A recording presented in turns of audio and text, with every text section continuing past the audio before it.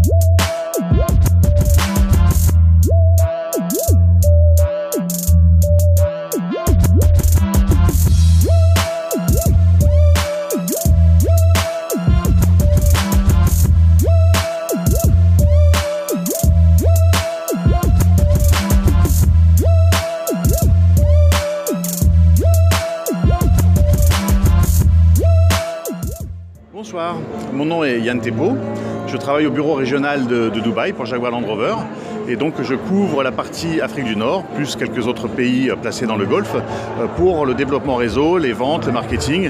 Donc le poste est appelé Regional Performance Manager. Bienvenue à la soirée du lancement du nouvel Evoque en Tunisie, soirée très réussie. J'espère que vous avez apprécié.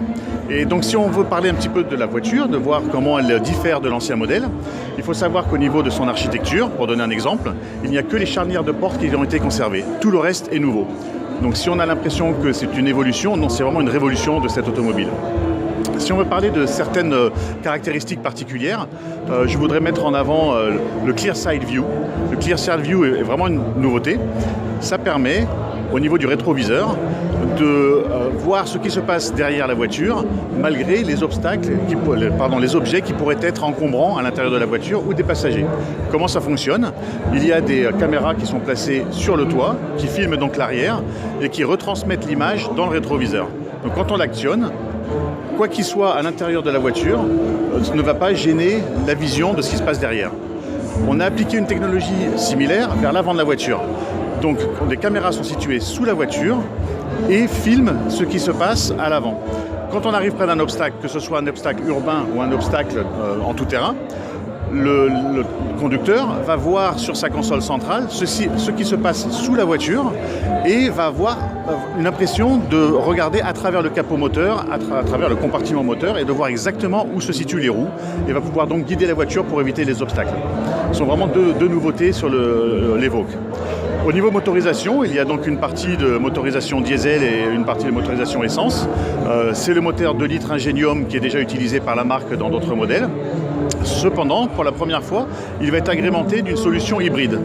Donc il y a une solution hybride complètement embarquée qui va permettre de récupérer de l'énergie lors de phases de décélération de la voiture et va en récupérer encore plus à partir du moment où le véhicule va passer sous les 17 km/h, le moteur va s'éteindre et donc toute l'énergie de décélération va être récupérée dans une batterie qui va redonner cette énergie au moment de l'accélération. Accélération qui peut avoir lieu soit lors d'un démarrage d'un feu rouge, soit lors d'une reprise.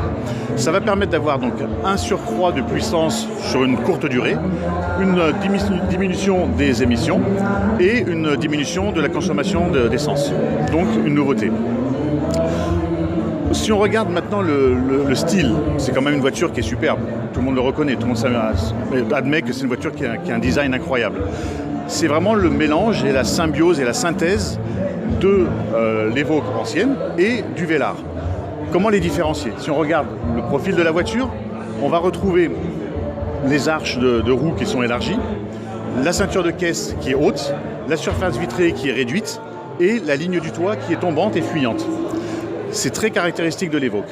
Si maintenant on regarde la voiture de l'avant et de l'arrière, on va plutôt retrouver des similitudes avec le Velar, sur la signature et la forme des phares, sur la calandre, et à l'arrière sur une ligne noire qui traverse la voiture et qui donne vraiment un air de ressemblance avec le Velar.